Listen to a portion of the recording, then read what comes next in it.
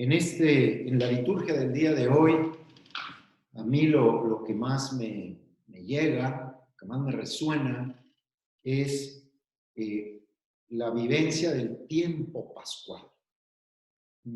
Nosotros celebramos 50 días de tiempo pascual, pero el tiempo, eso es liturgia, es liturgia. Después volvemos, después de la fiesta de Pentecostés, volvemos al tiempo ordinario. Pero el tiempo real, el tiempo pascual real, no ha terminado. No ha terminado. Desde el momento en que los discípulos de Maús ven a Cristo partir el pan y Cristo, nuestro Señor, dice que desapareció de su vista. ¿Por qué? Porque se quedó en el pan. La presencia de Cristo era la de su cuerpo glorificado, resucitado. Y los discípulos de Maús le dicen, quédate con nosotros. Y Jesús se tomó muy en serio esa petición. No solo se quedó con ellos ahí en esa cena, sino que en el momento en que Jesús celebró la misa, el pasaje de Maús, lo hemos dicho en muchas otras ocasiones, es una misa. Es toda la explicación de los profetas y la ley, o sea, la liturgia de la palabra, es la lectura de la Sagrada Escritura y la homilía, ¿verdad? Jesús les dio una homilía, hubiera sido extraordinario haber podido grabar esa explicación que Jesús les dio a los dos discípulos de Maús sobre la ley de los profetas y lo que habían dicho de él, que tenía que padecer y resucitar.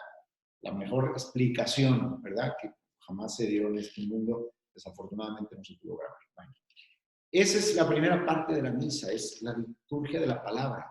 Y luego viene cuando se sientan con él y parte el pan, es la liturgia de la Eucaristía, es una consagración, es una misa. En el momento en que consagra el pan y lo parte para repartirlo, dice, se desapareció de su vista. ¿Por qué? Porque su presencia de Cristo, de cuerpo glorificado, se pasó a su presencia eucarística. No es que se fue, se desapareció de su vista, pero se quedó. Quédate con nosotros, Señor. Se quedó en la Eucaristía. Y a partir de esa Eucaristía, hasta esta que estamos celebrando nosotros, ininterrumpidamente el Señor se ha quedado con nosotros. Ininterrumpidamente. Jesús está con nosotros. Es muy impresionante ver cómo a los discípulos, ¿verdad? Porque tanto la lectura de hoy como el Evangelio de hoy son una continuidad de la lectura de ayer y del Evangelio de ayer. Ayer veíamos este pasaje que estoy explicando ahora. ¿Y qué sucedió después de eso? Corrieron a Jerusalén. Vuelven a Jerusalén y se encuentran con sus discípulos y cuando llegan a decirles verdaderamente Jesús vive y venía con nosotros en el camino. Se lo encuentran ahí con los 11. Judas ya no está.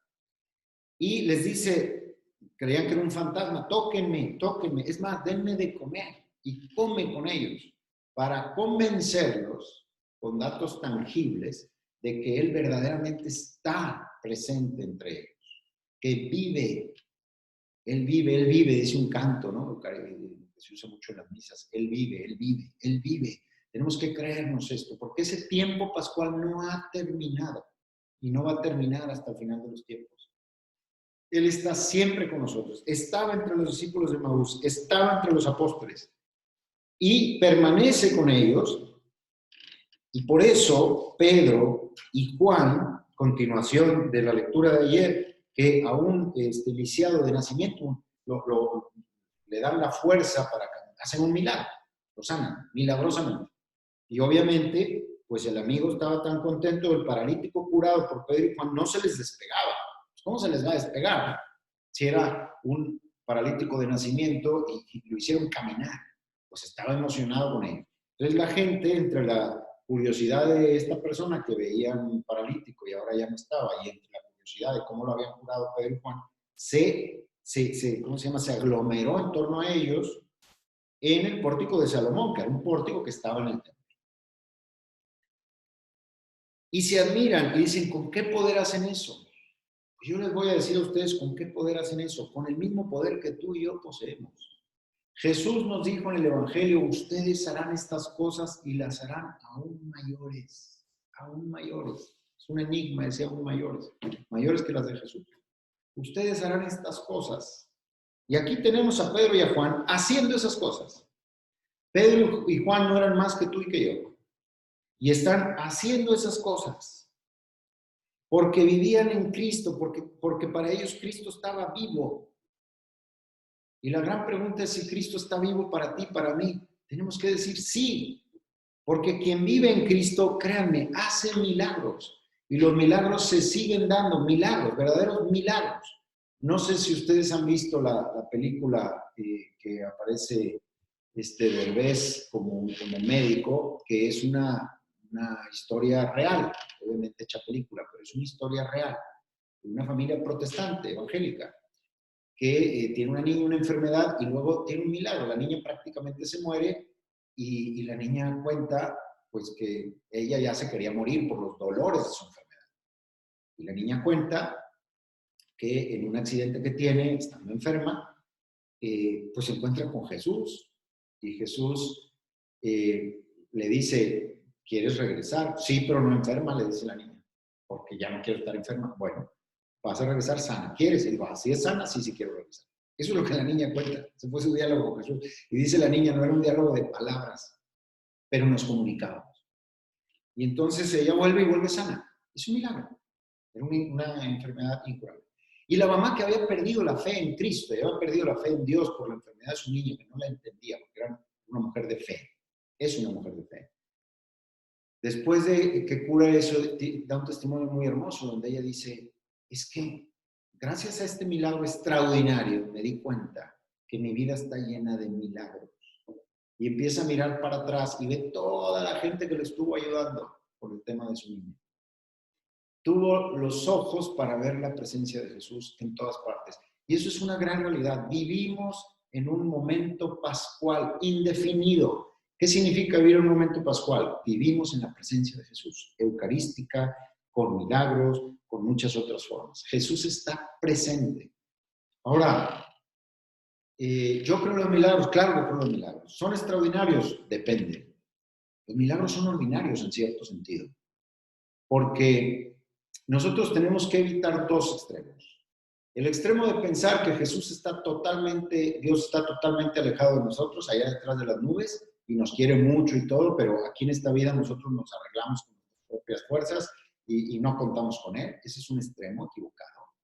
Y el otro extremo también equivocado es un poquito la fantasía, la inmadurez, es decir, si yo le voy a rezar a Jesús los Padres Nuestros y no voy a tener que hacer de comer porque la comida va a estar lista. Eso es, estoy exagerando, pero a veces se cae en eso también. Estar viendo como la mano de Dios en todo de una manera un poquito infantil. Hay que evitar esos dos extremos. Hay que vivir en la presencia de Dios. Y la presencia de Dios efectivamente te ayuda y efectivamente hace milagros todos los días por amor. No es una lógica de magia. No es una lógica de, sí, eso, de magia. Es una lógica de amor. Cuando alguien ama a alguien, le ayuda. No lo deja ahí, no lo abandona. Y Jesús nos ama, por eso nos ayuda. Ahora bien, aquí se menciona tanto en la lectura como en el Evangelio, conversión, perdón de los pecados, arrepentimiento. Decía un monje irlandés, a mí me encanta esto, decía, si en Irlanda, ya de la Edad Media, si en Irlanda viviéramos la caridad del Evangelio, decía él, crecerían papas en los campos sin que tuviéramos que cultivarlas. Dios nos las daría. Eso es verdad.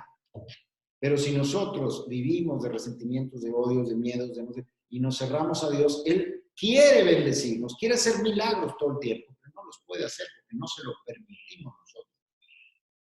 Entonces, si nosotros nos convertimos, es decir, si nosotros vivimos en la caridad, en el amor, en la fe, dice aquí que ese hombre lo curó el nombre de Jesús y la fe en él. El nombre de Jesús. Si nosotros vivimos en el nombre de Jesús y en la fe en él, se dan milagros constantemente en nuestras vidas. Yo les digo, les doy como testimonio personal, cuando he estado muy lleno de trabajo, pero muy enfocado en servir a Dios totalmente, hasta mi agenda me la arregló. De verdad, se los digo, no sabes cómo las cosas salen, todo cabe. Pero cuando no estoy enfocado en servir a Dios, no sale nada. No puedo arreglar ni yo mi agenda. Verdaderamente está ahí, nos ayuda, pero es la lógica del amor. Y cuando una enfermedad no viene de Él, cura físicamente también. Entonces, vivamos antes que nada en el nombre de Jesús y hagamos todo en el nombre de Jesús y en la fe en Él. Y esto, dice la carta de Hechos de los Apóstoles, es lo que ha robustecido los miembros de este hombre. El nombre de Jesús y la fe en Jesús es lo que ha robustecido los miembros de ese hombre que estaban totalmente arruinados porque eran paralíticos de nacimiento. ¿Qué es lo que está en ti, en mí, totalmente debilitado? El nombre de Jesús y su fe lo puede perfectamente robustecer. Y toda tu vida y toda mi vida la robustece. Hay milagros todos los días. Si vivimos, si tomamos conciencia y dejamos que la presencia de Jesús pascual nos bendiga todos los días.